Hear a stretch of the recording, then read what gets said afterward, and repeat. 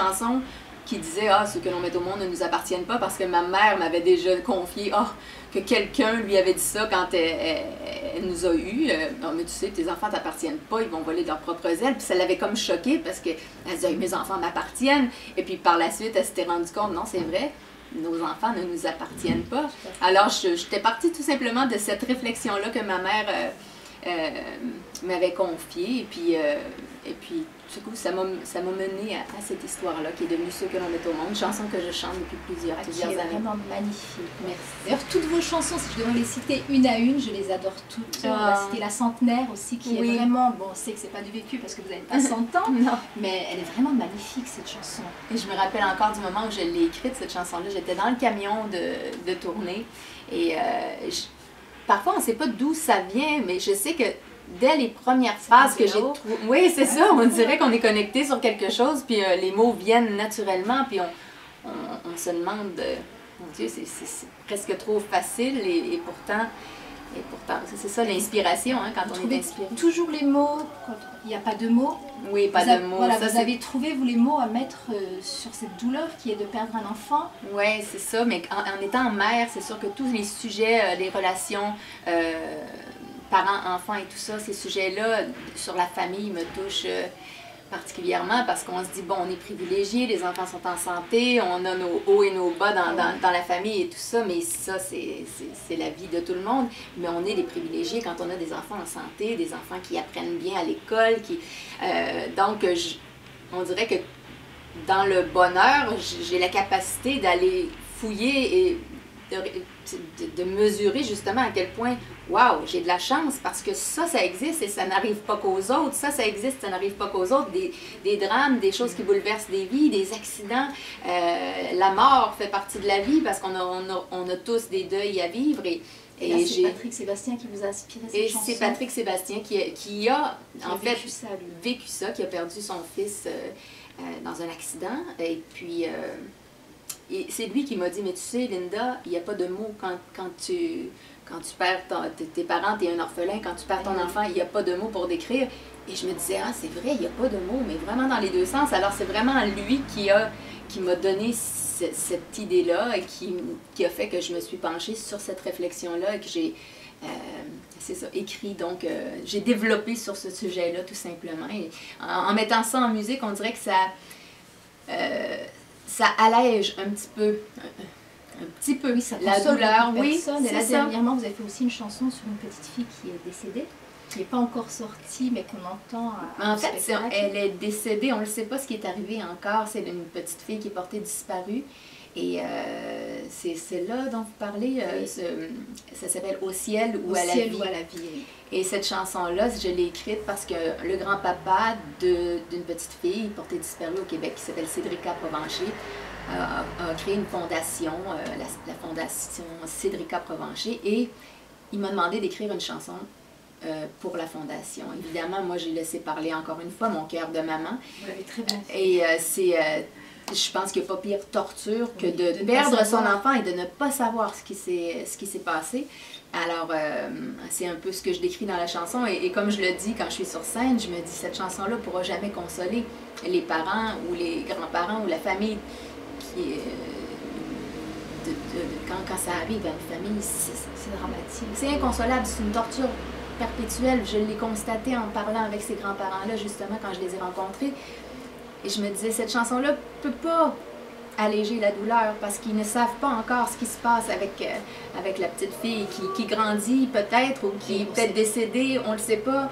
Mais je me dis que, bon, si au moins elle peut sensibiliser, la chanson peut sensibiliser les gens à cette dure réalité-là, peut-être aider la fondation qui se consacre à la prévention d'enlèvement d'enfants, ben c'est déjà ça. Si alors on peut sauver quelques vies de cette façon-là, c'est déjà beaucoup. Alors vous allez nous donner le nom de la fondation pour qu'on puisse demander donc à tous nos auditeurs d'aider cette fondation. La fondation Cédrica Provencher.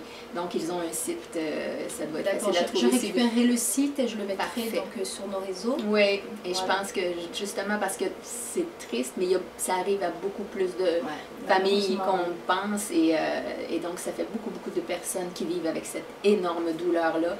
Alors si on peut éviter que ça arrive le plus possible, Chaque petit geste peut être important. De voir un enfant qui s'éloigne de ses parents, au lieu de dire ben, voyons donc pourquoi ses parents sont pas là, ben, peut-être de le ramener à ses parents, dire oh, je pense que vous avez un petit moment d'inattention, votre enfant est rendu là-bas. Ça peut peut-être être un geste comme ça. Parfois, ce qui peut avoir l'air de détail peut changer des vies. Alors, voilà. Alors moi, je vais vous confier que vous m'avez beaucoup aidé dans ma vie. Ah oui? Parce que vous avez consolé toutes mes peines de cœur. C'est vrai? En écoutant... Alors moi, la chanson, la musique, c'est ma thérapie. Ouais. La plus grande thérapie, c'est vous. Oh, mais alors, il y a des chansons que j'écoute en boucle dans la voiture quand... bon, heureusement, je ne suis pas toujours en peine de cœur. Oui, j'espère. Mais quand j'ai mes peines de cœur, c'est vrai que...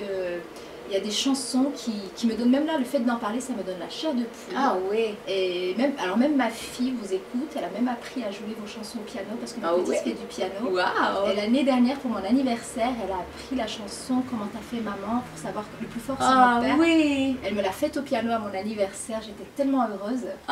Mais ça devait être un beau moment, ça. Ah, c'est un super moment. Wow. Ouais. Donc, je dis, il n'y a pas d'âge pour écouter Linda Lemay.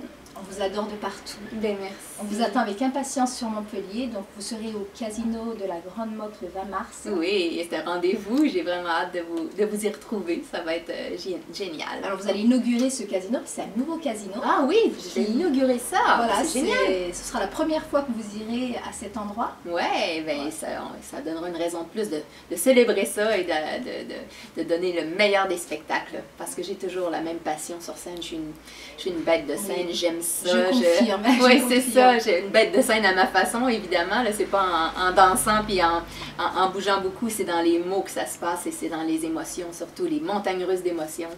D'un contraste à l'autre, du rire aux larmes, évidemment. Oui, Linda Lemay, c'est aussi beaucoup d'humour. Oui, très important, particulièrement dans ce spectacle-là. C'est très présent. Beaucoup d'autodérision.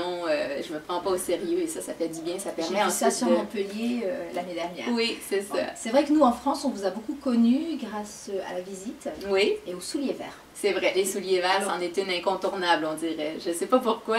Parce qu'elle est géniale. Pour tout vous dire, j'ai fait des magasins hier, j'ai cherché partout des souliers verts pour vous faire, mais j'en ai pas trouvé malheureusement.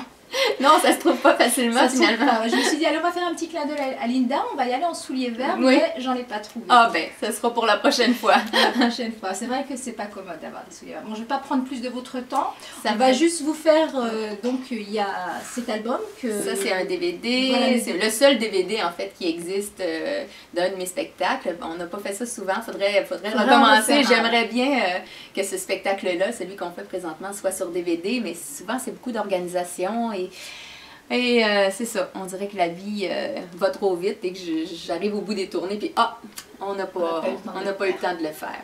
Mais en tout cas, on le garde dans nos cœurs. Ce DVD, moi qui l'ai regardé, il est vraiment magnifique. Merci, c'est bien fait. Quand vous chantez le traité de solitude aussi, ça nous donne la chair de poule et on en est là à se dire, mais comment elle fait pour trouver ses mots, pour trouver ses phrases, pour trouver ses rimes aussi, parce que ça rime toujours. Oui, mais ça, c'est ma passion première, la poésie.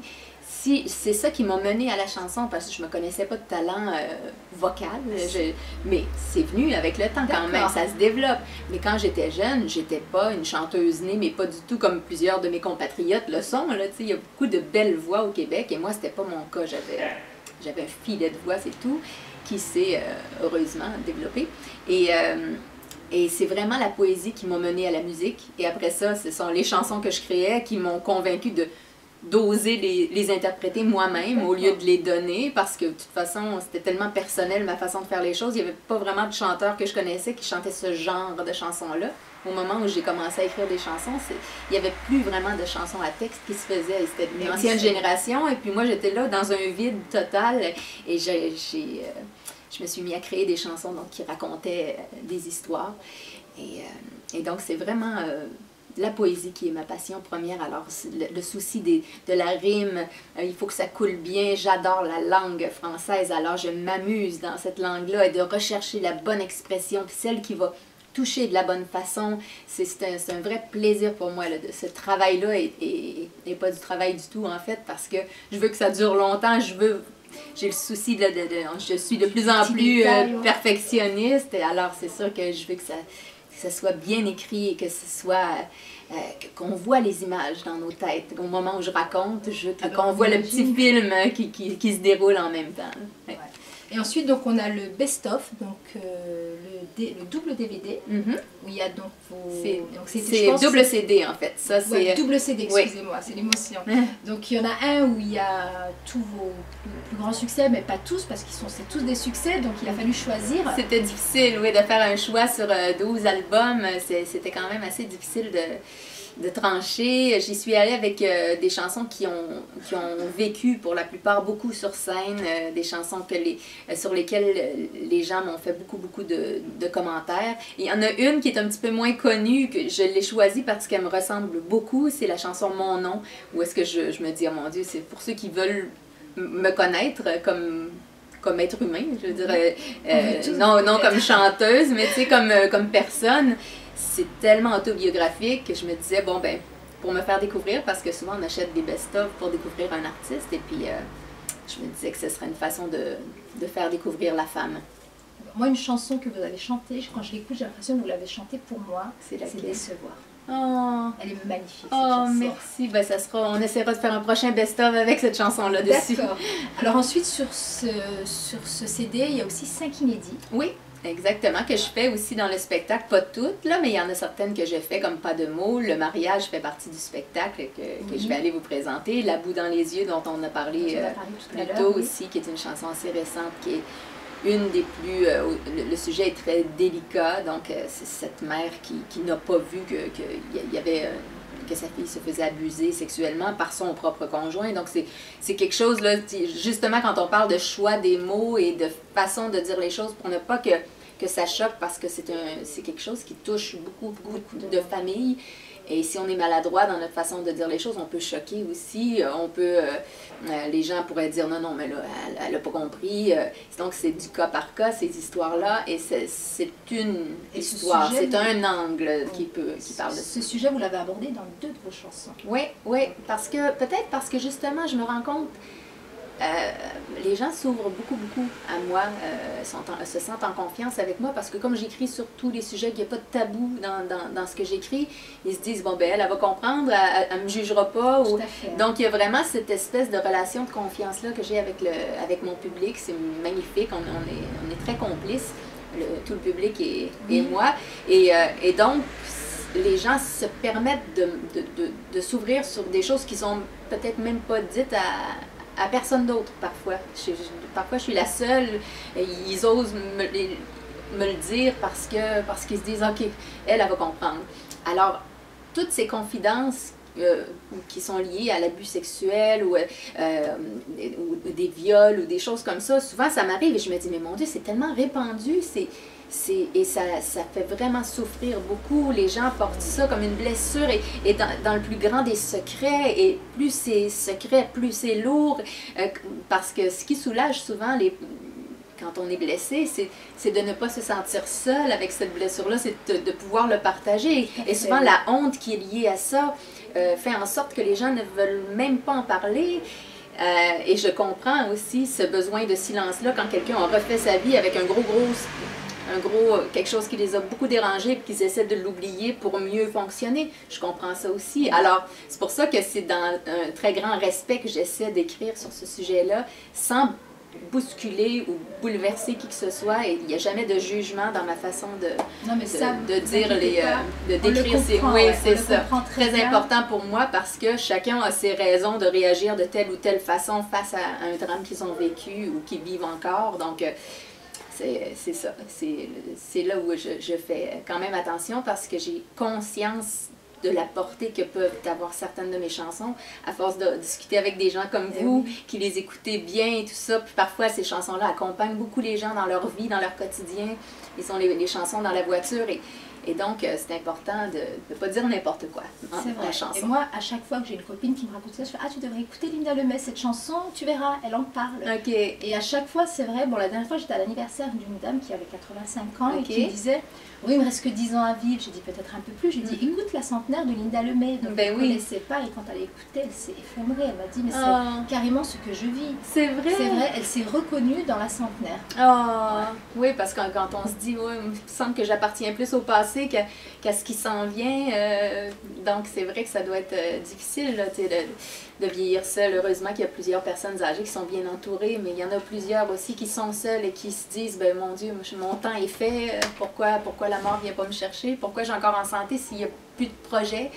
Alors ce côté-là est bien exprimé dans la chanson La Centenaire. D'accord, donc on va rappeler juste la date pour le 20 mars à la Grande Motte, au Casino de la Grande Motte. Rendez-vous. Donc on vous y attend avec impatience. On va rappeler donc le DVD de Linda Lemay et le double CD. Oui. Voilà. Et on vous attend donc à Radio Nostalgie, à la Malou-les-Bains. Merci beaucoup. Écouter sur FM 101.8. Et voilà. Merci beaucoup, Linda. Merci beaucoup à vous. Allez, je vous fais un bisou. Merci beaucoup. Merci à vous. Au revoir. Au revoir.